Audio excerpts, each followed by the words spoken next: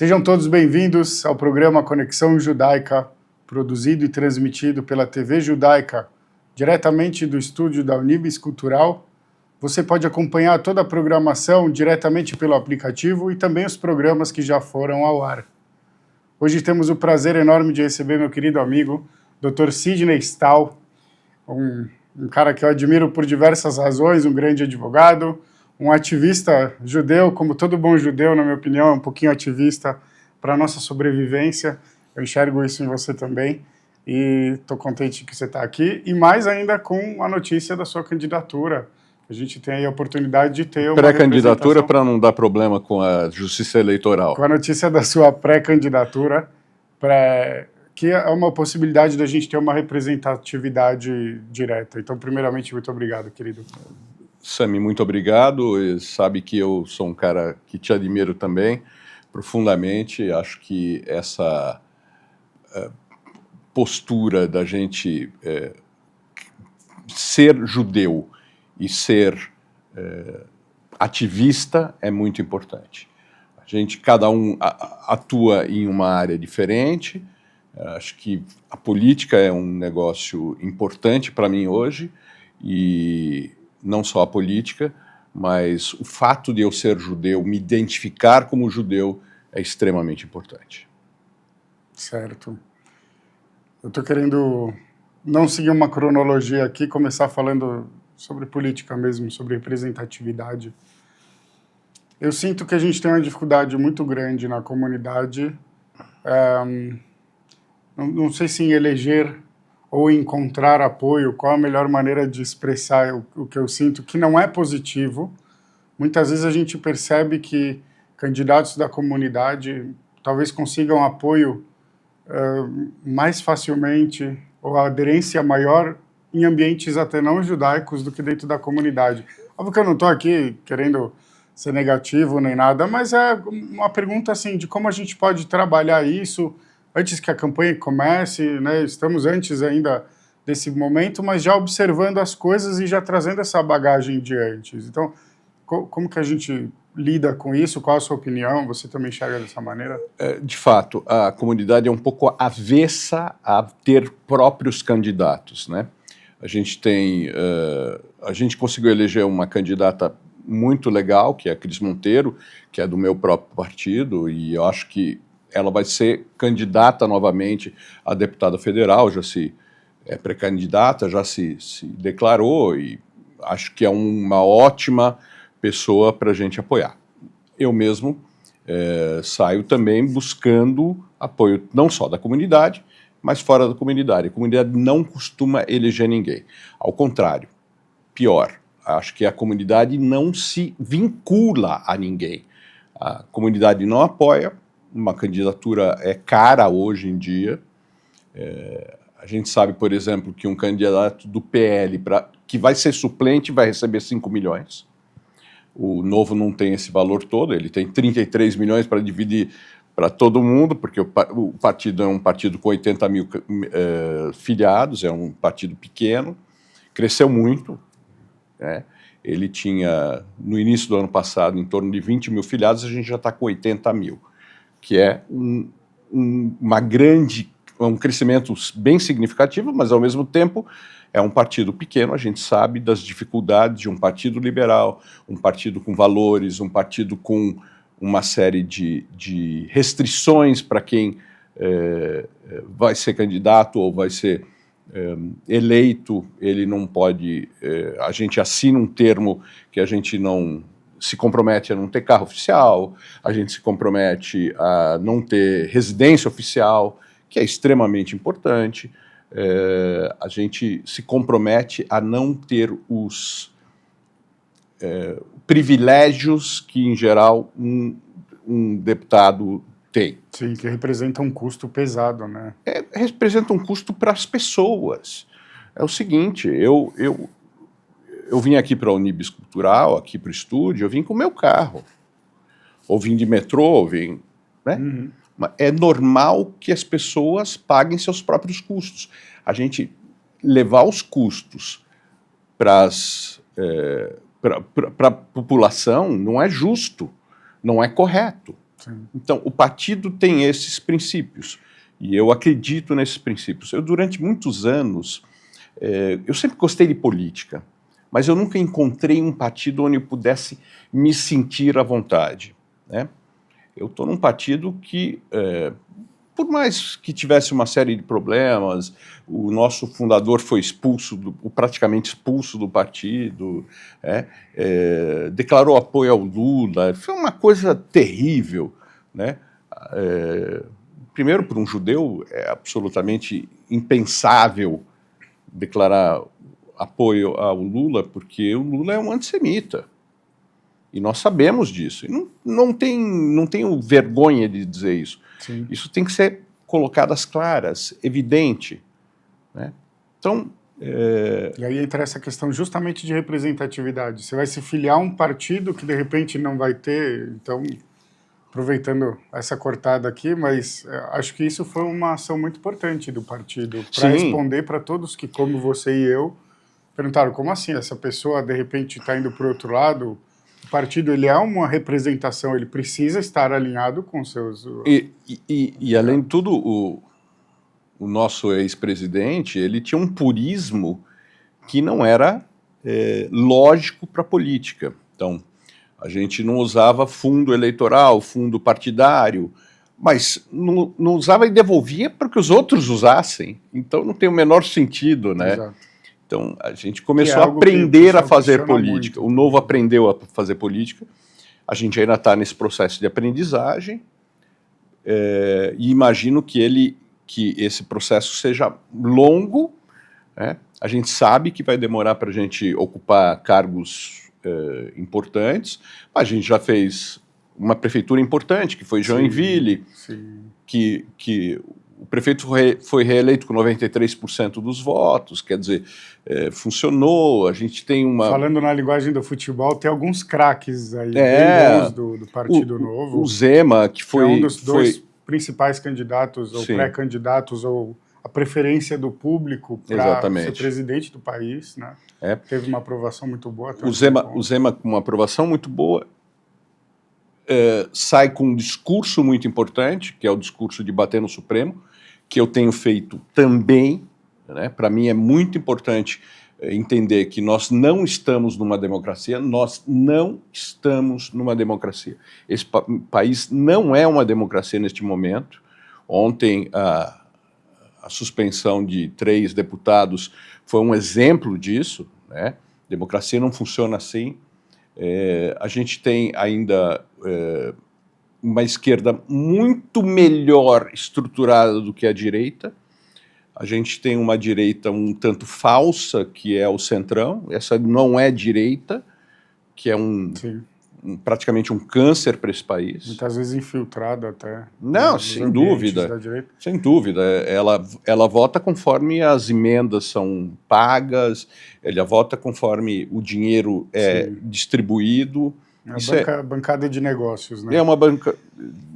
Sabe que eu sinto que hoje a gente está vendo na política, exatamente nos exemplos que você trouxe, que são gritantes para mim, a mesma dicotomia que a gente observa já há algumas décadas, pelo menos, no tratamento com Israel, no tratamento a agressões contra comunidades judaicas em qualquer lugar do mundo, onde sempre ou tenta se minimizar ou inverter ali as posições.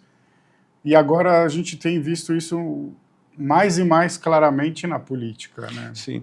A gente está num momento que é muito difícil ser judeu.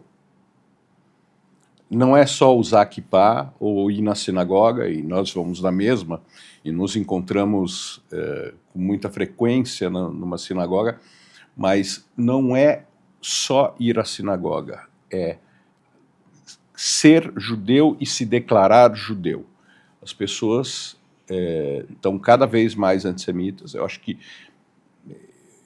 eu não sou um cara tão jovem, mas eu tenho mais de 60 anos de idade e nunca vi um momento antissemita tão grande. Por quê? Porque nós temos um governo antissemita, nós temos um diplomata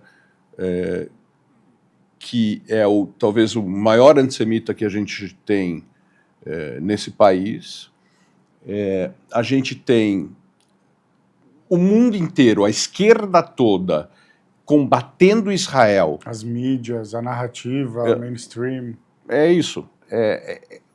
Falar mal de Israel é up to date. Não tem sentido.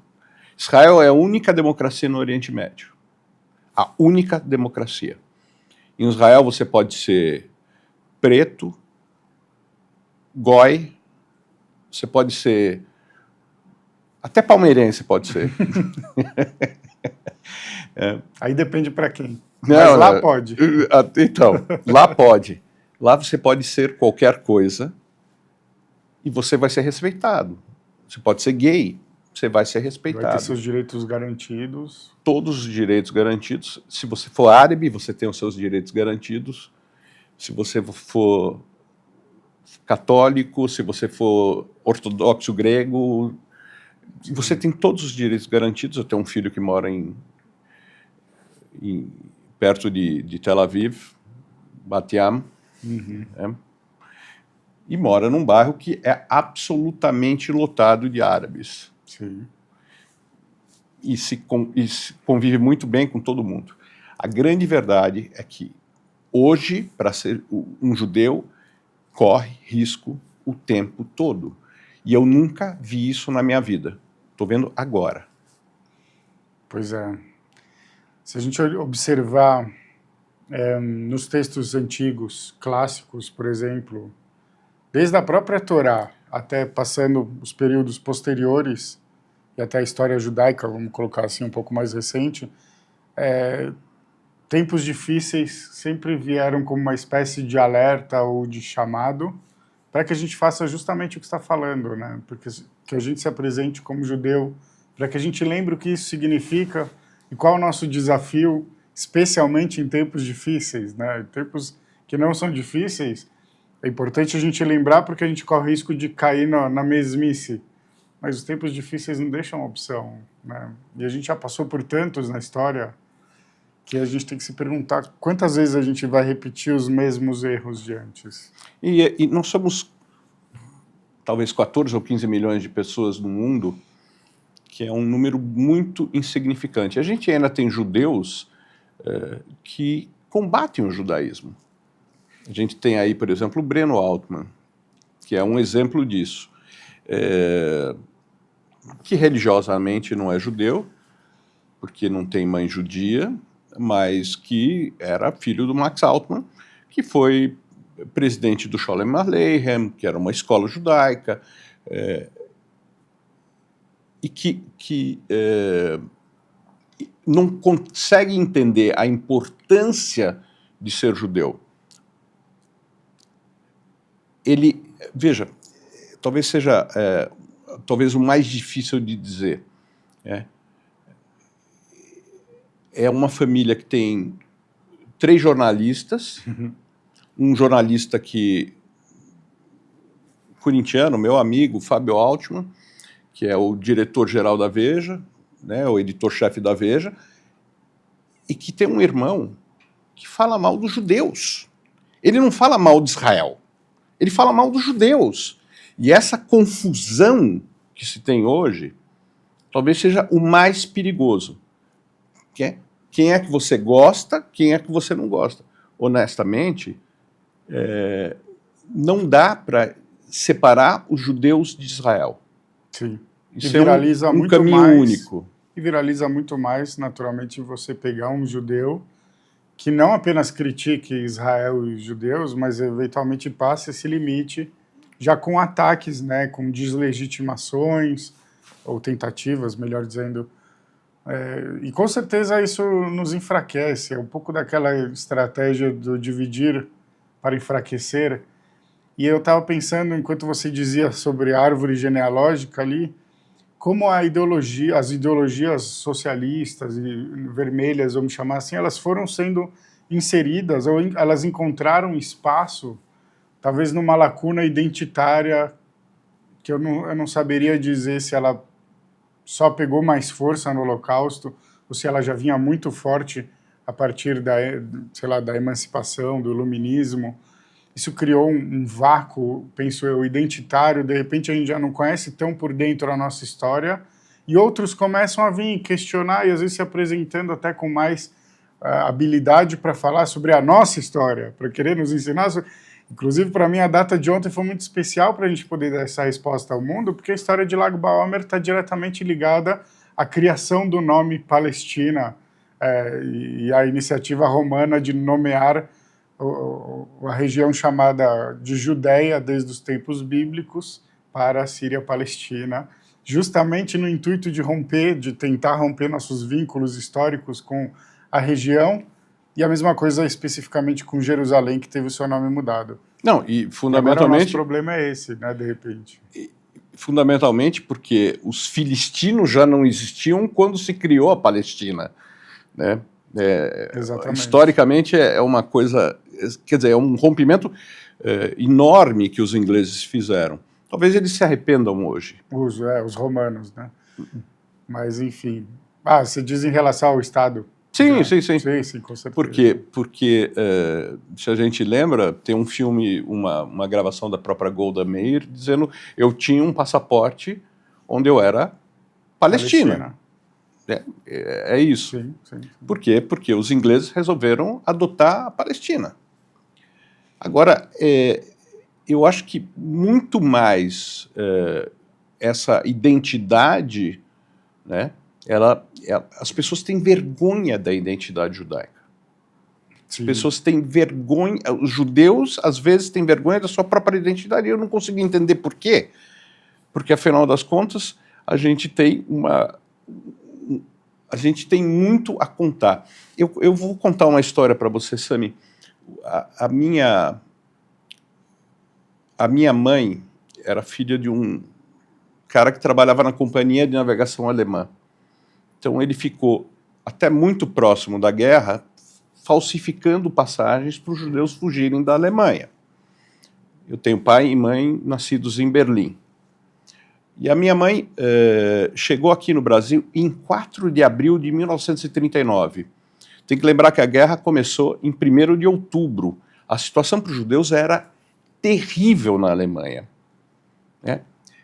A família toda do meu avô foi para Israel. E, por algum motivo, meu avô queria ir para a Argentina. Chegou na Argentina, a fronteira estava fechada, foi para o Rio, o navio naufragou na Baía de Guanabara, ninguém morreu, mas a história... E eles chegaram em 4 de abril de 1939, em cima da guerra, né? Situação terrível para os judeus. Então, os IECAs no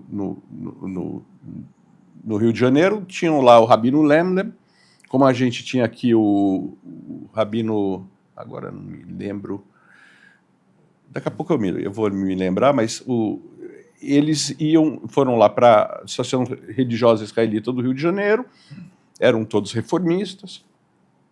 O meu avô foi fundador da CIP, por parte de pai. Então, havia uma identidade judaica independentemente da religiosidade das pessoas. As pessoas eram judeus, eles se reuniam no judaísmo, mas não havia necessariamente uma religiosidade. Eu acho que hoje eu sou mais religioso do que eram os meus pais. Uhum. Como eu acho que muita gente é mais religiosa hoje do que eram no passado. As gerações anteriores. Talvez seja uma positividade do próprio Chabad, que fez isso, muita gente se aproximar mais da religião, mas honestamente, as pessoas quando chegaram aqui na década de 30, né, meu avô por parte de pai chegou em 33, o meu avô por parte de mãe chegou em 39, em cima da guerra, sempre foi um cara... É incrível, porque ele trabalhava com turismo e trabalhou com turismo no Rio de Janeiro quando chegou aqui. E essa história de ser judeu era uma coisa absolutamente natural. O básico, que seria lutar por sobrevivência, sustento, criar a família, não, ainda tem a questão da identidade. A gente vai continuar esse assunto já, a gente vai fazer um pequeno intervalo agora. Continue conosco.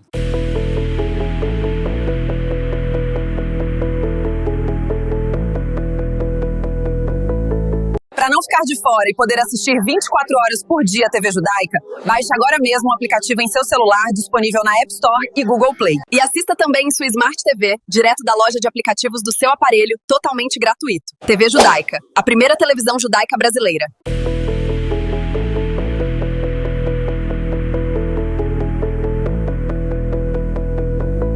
Voltamos mais uma vez com o programa Conexão Judaica, hoje recebendo nosso querido Dr. Sidney Stahl, pré-candidato, e esse amigo querido, cheio de história para contar e com seus próprios pensamentos e visões, que eu acho que ajudam muitos de nós também a expressar aquilo que sentem, aquilo que observam, seja na nossa própria comunidade ou até na sociedade maior da qual a gente faz parte. Esse talvez seja um tema interessante da gente abordar. Os judeus têm que estar abertos para a sociedade como um todo, né? Se a gente não estiver aberto, a gente não consegue se integrar. Quando alguém fala assim, Sidney, mas por que você está na política? Por que você resolveu sair candidato? Porque eu sou judeu. Só por isso. Melhor resposta. É exclusivamente por isso. Óbvio, eu sou um liberal, acredito numa economia liberal, acredito numa sociedade liberal, mas, de uma maneira global, o judeu precisa estar aberto para a sociedade.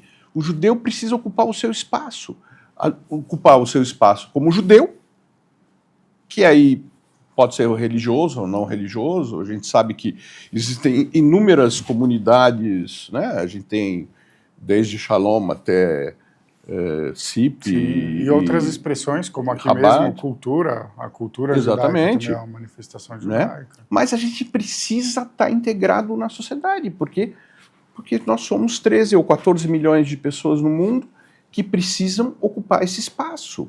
E é importante que a gente ocupe esse espaço, e é importante que a gente, ocupando esse espaço, tome posições firmes. Né? A gente falou aqui de políticos que têm firmeza. A gente tem que ter muita firmeza e um posicionamento muito correto. A gente tem inúmeras entidades na comunidade, mas essas entidades têm que estar viradas para a sociedade como um todo. Se elas não virarem para a sociedade como um todo, a gente vai estar perdendo espaço, o que a gente não pode fazer. Sim. Pois é, eu acho que na direita a gente tem uma oportunidade muito importante, nesses meios políticos principalmente, de articular e cobrar o apoio à nossa própria pauta, porque de repente, do outro lado, a pauta central se tornou a causa palestina, que além de ser uma grande mentira, uma calúnia que só alimenta terrorismo, é contrária a pelo menos metade do ideário que eles dizem defender, afinal de contas. Isso põe parte, obviamente, da hipocrisia que a gente tanto critica. Mas do lado da direita, a gente tem um espaço para cobrar isso e, inclusive, alertar, olha, se essa causa se tornou prioridade no outro espectro político, a gente precisa também ser capaz, né, se preparar, estudar, conhecer melhor para defender nesse lado. E aí isso abre para a gente, né, esse espaço que eu acho tão importante e que poucas pessoas tentam preencher. De cobrar da direita isso, olha, vamos, isso aqui é a pauta liberal. E eu acho que é mais do que hipocrisia, às vezes falta de conhecimento mesmo, real, né? Como é que, veja, as pessoas falam de Palestina como se a Palestina tivesse há centenas de séculos como se na ela região existisse. Exatamente. E nunca, o que existe é um povo judaico que viveu milhares de anos na Judéia, né? Que hoje é Israel. E eu fico feliz que a gente tenha um país hoje que possa nos defender, né? E gostaria que o Brasil tivesse também a possibilidade de nos defender. É muito importante isso, Sami. A gente tem hoje toda uma estrutura que ataca os judeus. E tem pouca gente defendendo os judeus. Não que não tenham, judeus e não judeus defendem judeus, mas é uma minoria muito insignificante. Então a gente precisa efetivamente ganhar espaço, galgar espaços, para que a gente possa ter pessoas efetivamente defendendo os judeus, reais, que entendam o que é ser judeu. Sim, até porque a guerra de narrativas, ela está muito grande. E eu queria fazer mais uma vez um paralelo entre o que nós vivemos como judeus e entre o que nós vivemos como brasileiros. E aí queria te pedir para contar um pouco sobre o teu livro recém-lançado. Para todos aqui, vale a pena comprar, adquira o seu, leia, se informe, tenha uma percepção mais apurada e sensível do que a gente está vivendo. E, de novo, fazendo esse paralelo, você falou, eu gostaria muito que o Brasil pudesse também nos defender. E aí, quando você fala isso, o meu lado judeu gosta de ouvir, porque é algo que a gente peticiona junto, mas o meu lado brasileiro grita, não, pera, eu venho primeiro. A gente quer que o Brasil esteja nos defendendo primeiro, né, aos cidadãos brasileiros, ao povo brasileiro. E aí eu queria te pedir para contar um pouco do teu livro, e pedimos a Deus que as coisas melhorem, pedimos bom senso, pedimos que a justiça seja aquela que a gente pode sempre olhar para cima e ter certeza que Deus está aprovando e não exatamente como a gente vem. Vou contar um pouquinho do livro. O livro foi uma provocação. Um jornalista, também da comunidade, Eugênio Gusinski, ele pediu para eu escrever um artigo sobre como é que o Supremo se tornou tão politizado. E eu quis escrever esse livro. Na verdade, eu juntei material. Na hora que eu juntei material, eu descobri que eu não tinha um artigo, que eu tinha um livro. Porque esse processo de politização do Supremo, que é extremamente ruim para o nosso país, que tornou o nosso país hoje não mais uma democracia, mas uma ditadura, e eu digo isso tranquilamente, porque você tem um poder que não consegue ser investigado, você tem um poder que não consegue ser controlado, você tem um poder que praticamente absoluto, né? E além de tudo, um poder que gera medo nos outros poderes, e aí a gente pode dizer por corrupção, porque todo mundo tem rabo preso, não interessa. Parece que a Constituição foi moldada dessa forma, ou não? Na verdade, assim, a gente tem um Porque inimigo... tem o pesos e contrapesos, mas como você falou, no fim das contas, não, já está tudo arregimentado na mão deles, então eles são um poder absoluto. Sim, hoje em dia não há a menor dúvida que a gente está numa ditadura. A gente precisa derrubar essa ditadura, e isso vai ser um processo muito doloroso, afinal dos contos a gente tem no mínimo 2 ministros do Supremo envolvidos no caso do Banco Master e que não estão sendo investigados. Ao contrário, né? Eu tive outro dia com o professor Ives Gandra e ele falou assim, olha, eu sou amigo do Gilmar Mendes há 30 anos, ou há 40 anos.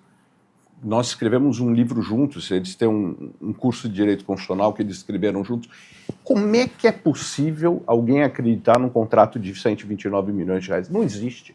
Não existe aqui no Brasil, não existe nos Estados Unidos, não existe em lugar nenhum do mundo um contrato desse. Isso é absolutamente falso, né? Mas eu estava falando do livro, o livro foi isso. Eu juntei material e comecei a escrever. Como é que foi esse processo de politização do Supremo?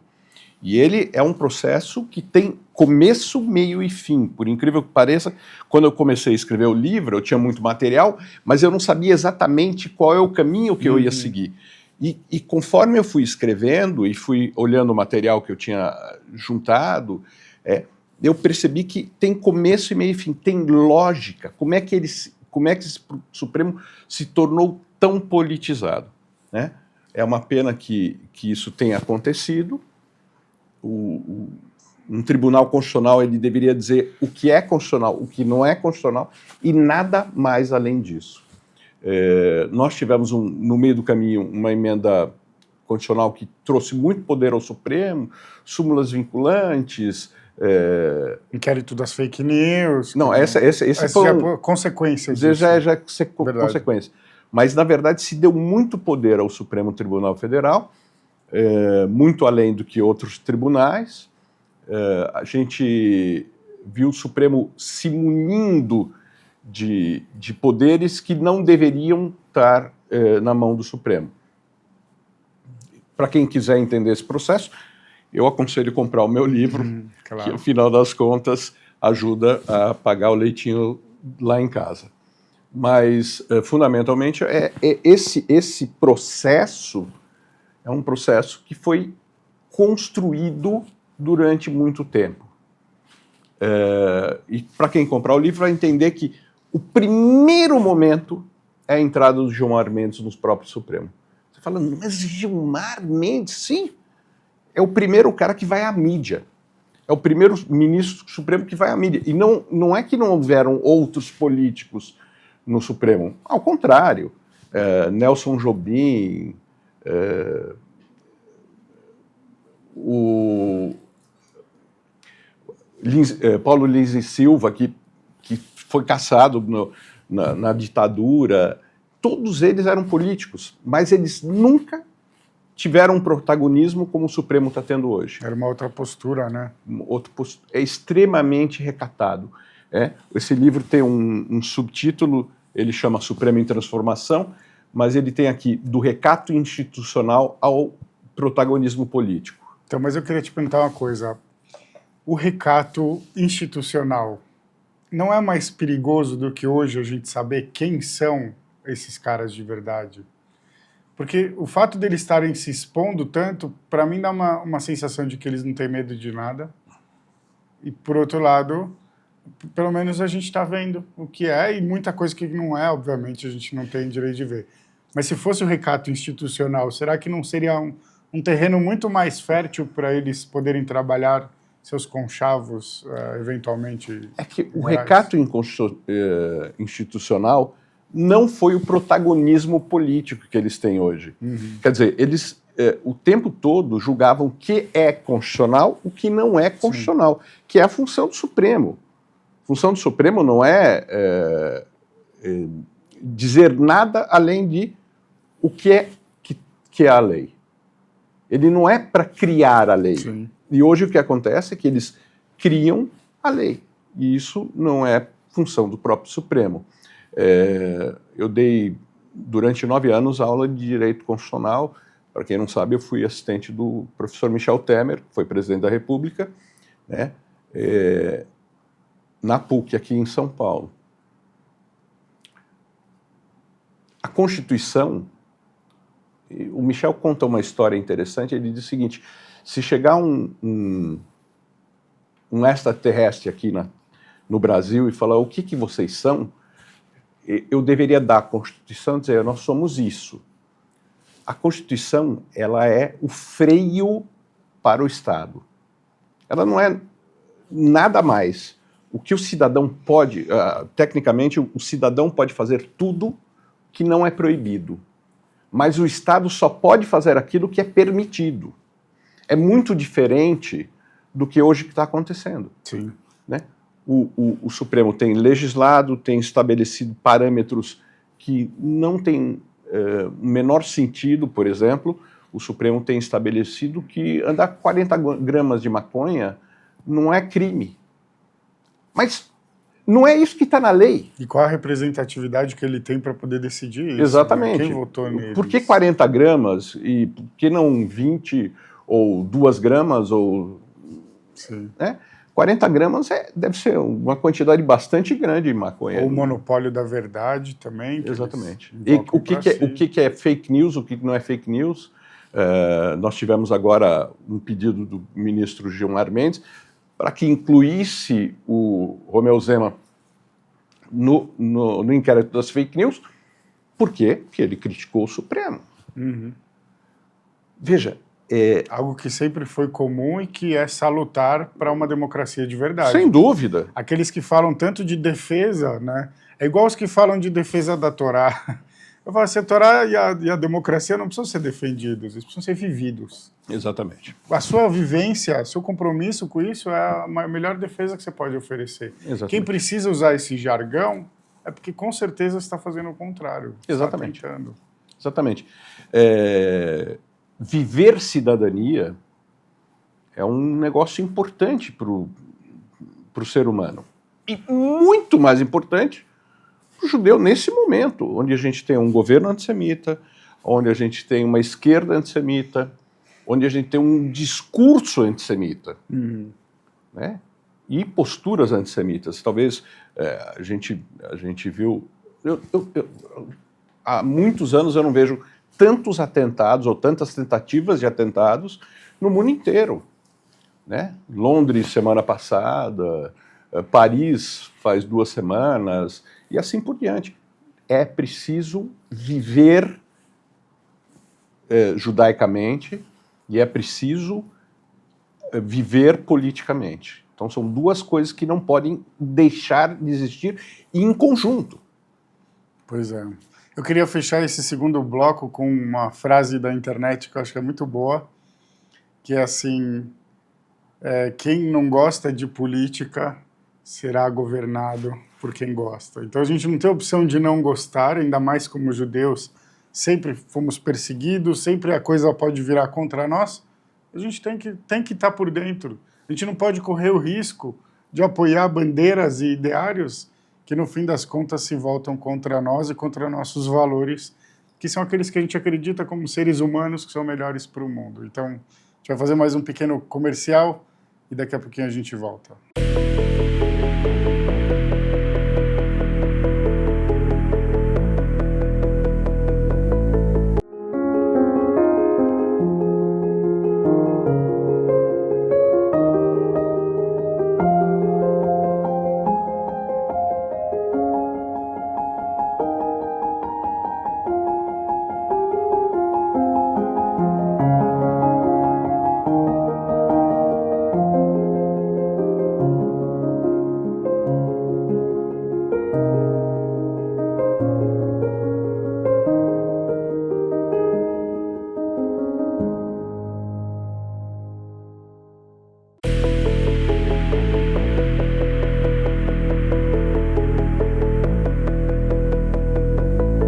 Voltamos mais uma vez com o programa Conexão Judaica e eu queria agora começar esse terceiro bloco pedindo para o Dr. Sidney se apresentar um pouco mais.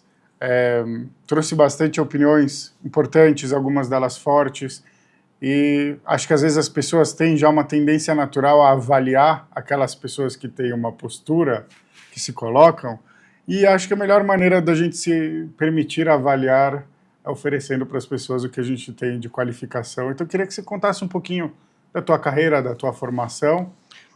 Bom, eu sou originalmente um constitucionalista, né? Dei aula de direito constitucional, depois a vida me levou para o direito tributário. Quando eu entrei na faculdade, falei, não vou mexer mais em números, mas a vida me levou para os números.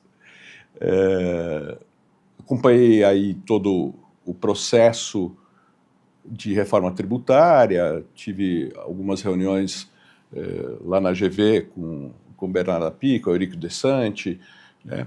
E hoje eu tenho um escritório de advocacia, lindo escritório inclusive, e sou um apaixonado pelo direito.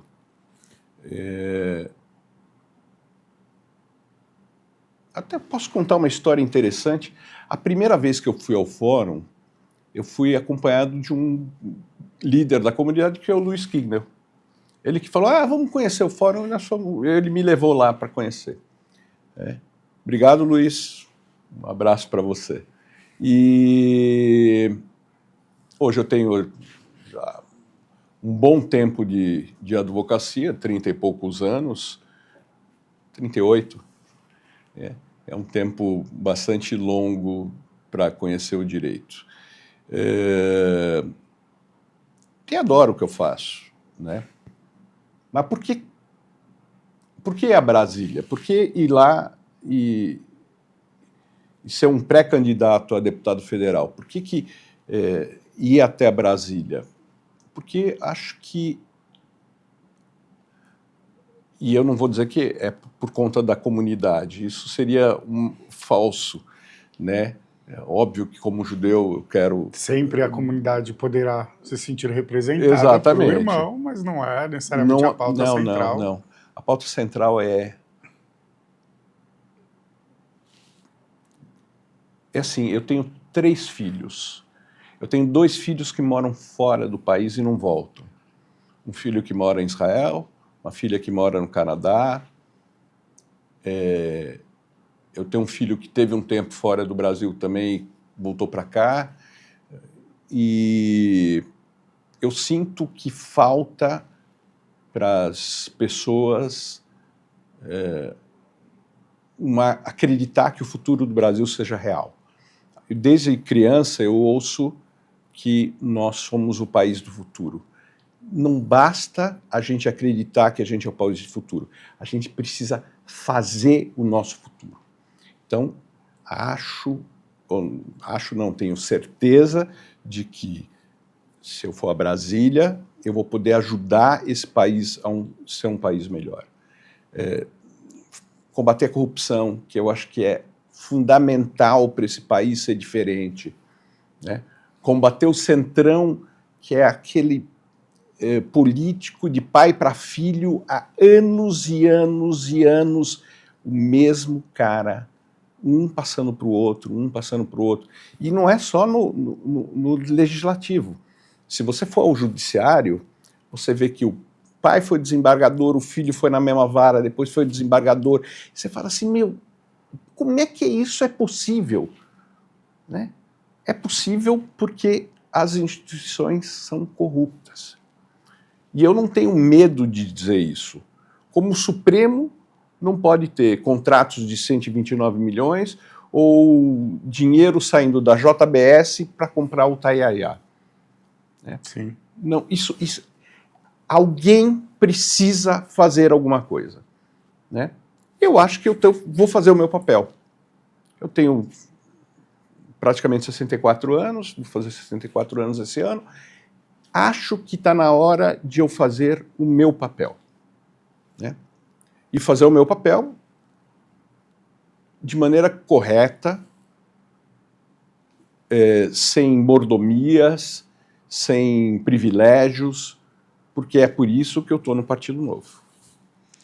Acho que esse sentimento de indignação, né, é algo que... A gente no Novo fala sair da indignação e partir para ação. Olha só. Né? A gente está indignado com o que existe nesse país. Mas alguém precisa fazer alguma coisa. É muito mais, financeiramente, muito mais interessante que eu continue na advocacia. A advocacia me deu muito. A política vai me dar muito menos. Mas em termos de satisfação pessoal, eu vou dormir à noite e vou dizer, eu vou fazer o meu papel. Sim. Sim, imagino também a questão de estar representando pessoas, o quanto isso deve, não sei se a palavra seria pesar, mas no sentido positivo da palavra, ter um peso importante para a pessoa botar a cabeça. Eu vejo muito, você mencionou a Cris, que também já me deu a honra de estar aqui conversando comigo, e também já estive uma vez no gabinete dela com uma pauta de um problema da minha rua, e ela se envolve com todos os tipos de pauta. Ela fala, essa é a minha função, eu estou aqui, eu vou escutar, e até onde eu puder ajudar a resolver, a gente vai fazer sim, vai atrás. E de repente eu vejo ela fazendo isso nas mídias, e mostrando aquilo que a gente acha que é tão óbvio, que já não espera mais que os políticos mostrem isso. E ao contrário, é tão bom quando mostram, é tão bom quando a gente tem uma pessoa que vem aqui e fala, olha, eu sou judeu, naturalmente eu vou ter pautas que vão estar mais relacionadas ou movidas pelos meus valores, mas eu não estou me pré-candidatando por causa disso, não é, até porque não é essa a pauta do Brasil. Eu lembro que algumas pessoas que eram críticas ao governo anterior vinham me questionar, falando assim, mas ele não cumpriu a promessa de mudar a embaixada. Eu falei, gente, em que mundo vocês vivem? Você está no meio de uma pandemia, você está vivendo um uma guerra de narrativas, uma guerra jurídica que foi o governo passado, e você acha que a prioridade, quais seriam as consequências de mudar isso? Ah, mas foi uma promessa? Foi, mas não tinha um cenário favorável. Penso eu que se ele tivesse feito isso no momento que não era importante, relevante para o país, que haviam outras coisas tão mais relevantes, talvez a gente sairia perdendo, talvez isso geraria antissemitismo, ou alimentaria, geraria não, mas alimentaria. Então, é muito importante isso, achei muito legal o que você falou, sair da indignação e ir para a ação, porque aí, de fato, a gente pode acreditar que as coisas vão mudar e não só ficar esperando esse futuro maravilhoso que tanto nos anunciam e não chega nunca, né? Na verdade, assim, é muito ruim que as pessoas imaginem que as coisas vão acontecer independentemente delas. Elas só acontecem se a gente fizer, se a gente participar, se a gente correr atrás, se a gente se posicionar. O antissemitismo acontece quando a gente não se posiciona. A gente, graças a Deus, tem Israel hoje. Senão, os judeus tinham acabado. A gente só sobrevive porque existe um Estado judaico. Né? Ah, você não é brasileiro? Sou. Mas eu sou judeu. E eu sei disso. A gente sabe que, se precisar correr, a gente sabe para onde vai correr. Uhum. Se o Brasil se tornar um problema para os judeus, nós vamos para Israel. Sim, é importante reforçar também que a gente tem esse sentimento não por qualquer ingratidão ou antagonismo ao Brasil, mas porque, infelizmente, a nossa história nos ensina que se a gente não tiver sempre com um plano B na cabeça, um lugar que é muito acolhedor pode se tornar um verdadeiro inferno. E o Brasil teve Inquisição, né? Teve perseguição a pessoas que praticavam o judaísmo, mesmo que isso não é contado nos livros de história, assim como os nomes dos personagens que nos são ensinados, que normalmente não têm a sua identidade religiosa. E a gente tem que lembrar que há 2 anos atrás nós tivemos uma tentativa de atentado aqui no Brasil de membros do Hezbollah que foram presos. Graças a Deus, o governo se posicionou e prendeu, a Polícia Federal prendeu 2 membros do Hezbollah que estavam aqui para fazer um atentado. E nós tivemos um atentado na Argentina, alguns anos atrás, 30 anos, se não me engano, e nós não estamos imunes a atentados, né? Nós temos um problema que tem que ser acompanhado. A gente precisa ter certeza de que não vamos ter outras tentativas de atentados aqui no Brasil. Agora, se um dia eu puder cuidar de ser um deputado federal, eu vou cuidar do Brasil. E é essa a proposta. Eu não vou cuidar dos judeus. Né? É que cuidar do Brasil também significa cuidar dos judeus. Naturalmente. Cuidar de todo o Brasil. Exatamente. Né, de todas as etnias, religiões, judeus, descendentes e outros. E outros, né? A gente tem uma diversidade enorme aqui no país. A gente, graças a Deus, tem liberdade religiosa aqui e nunca vi nenhum outro tipo de situação onde isso fosse negado. Eu nunca vi ninguém. Já vimos um caso recente, já vimos atos antissemitas, tal, mas já vimos um caso recente de religiões afro-brasileiras tendo sido negadas em algum momento. Sim, hostilizadas por outras religiões. E que acho um verdadeiro absurdo. Com certeza. Né? Porque fé é um negócio que não deve ser discutido e não deve ser barrado. Sim. Cada um com a sua fé, cada um com o seu direito. Isso é uma vantagem que existe muito grande aqui nesse país. E essa é a grande diferença, eu diria, entre o nosso lado, por assim dizer, e o outro lado que insiste em nos demonizar e tentar nos deslegitimar com palavras e agressões normalmente pessoais e não lógicas, não históricas. E acho que queria te agradecer mais uma vez, dizer que por isso que é tão importante que a gente tenha, como comunidade, como país, né, bons candidatos. Existe uma questão no judaísmo, que o judaísmo não tem um proselitismo de buscar novos membros, né? Não existe isso. O judaísmo diz que o judaísmo é bom para o judeu e as outras religiões são boas para as outras religiões. Então, essa liberdade que o judaísmo me dá de acreditar que cada um pode ser o que é. Isso aí, querido. Muito obrigado. Muito obrigado. Convido a todos a seguirem os perfis do querido Sidney. Ele se manifesta ativamente, principalmente nas pautas do dia a dia que a gente tem assistido, e faz um trabalho muito legal. Não só conheçam, depois que conhecerem vão gostar, e não deixem de apoiá-lo também nessa caminhada. A gente se despede agradecendo a todos que acompanham o programa Conexão Judaica e todas as produções da TV Judaica. Nosso programa sempre vai ao ar quintas-feiras às 21 horas. A gente tenta colocar um programa inédito e sempre a possibilidade também de reprises e de assistir depois no aplicativo ou também no YouTube. Continue ligado conosco, saiba mais sobre a comunidade judaica, sobre as atualidades de Israel e que venham dias melhores com paz para todo mundo. Shalom.